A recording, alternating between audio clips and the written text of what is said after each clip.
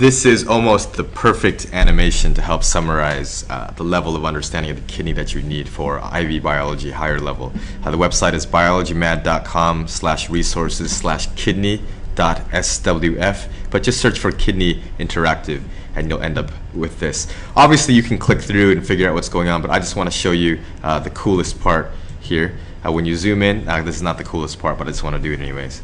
So you can see how the nephrons are situated within this entire thing. So I talked about the loops of Onlay dipping into the medulla. You can see everything right here. But this is really, really cool. You got to play around with this. So this is the whole thing. There's your afferent arterial. The efferent arterial is actually thinner, right? Creates high pressure. So this is ultrafiltration is the process we say is happening inside here. That's the glomerulus inside the renal capsule, but you've seen it as the Bowman's capsule with the capital B. Anything that gets squeezed out here is going to end up going to the proximal convoluted tubule. This part is where a lot of the stuff we didn't want to actually get into, this glomerular filtrate, gets reabsorbed back. We're going to see that. Then it heads down this loop of Onlay, the purpose of which is to make this area very salty, and finally the rest of the filtrate comes down here, and this is where ADH kicks in if we need to save some of that water. So what's really cool here, I guess you can click and play around with it, but is we can make predictions and you can follow the path of these things. So, and it becomes like a little roller coaster ride for all these things. So let's start with urea. If I click urea and start, my prediction, urea is the whole point of this thing is to get rid of urea, which is a toxin from protein metabolism. Okay, you get urea left over. We need to get rid of it, and that's one of the reasons why we go pee. So my prediction, well, you should pause the video, actually make a prediction and play around with this, but go play with this first and then come back and finish watching this. So my prediction is that urea, it's a small molecule, it should make it out, right? Should get squeezed out. It's got to go into the pee, right? Otherwise there's no point. So I predict that urea is going to travel all the way around. It shouldn't return back into the bloodstream. That would be weird. And it should follow. It should end up all the way at the end. So let's see. There's urea.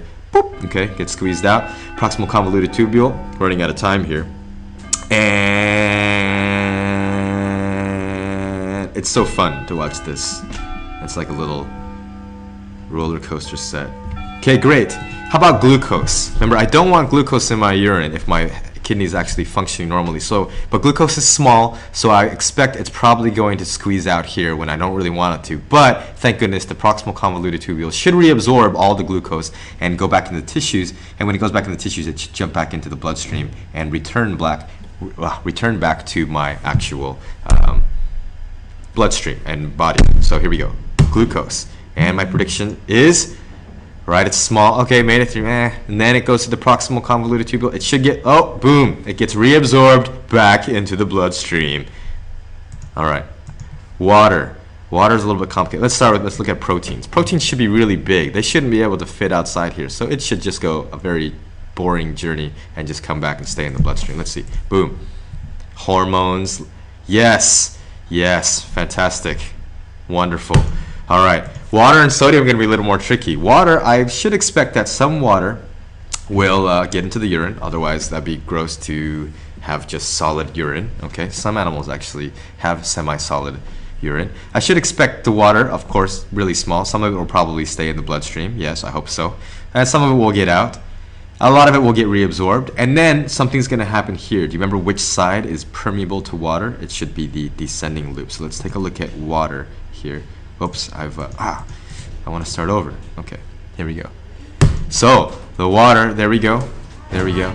Hi, come on in, that's okay. See the water? There we go, it's heading back in. It's permeable here, but it shouldn't be jumping out here, and it's going back to the bloodstream, and it's going back, blah, blah, blah, blah, blah. You got to check this out yourself one more time. And then finally, we're going to look at sodium. So let's look at sodium one more time. And then sodium, you should find sodium is really, really small. I'm almost done.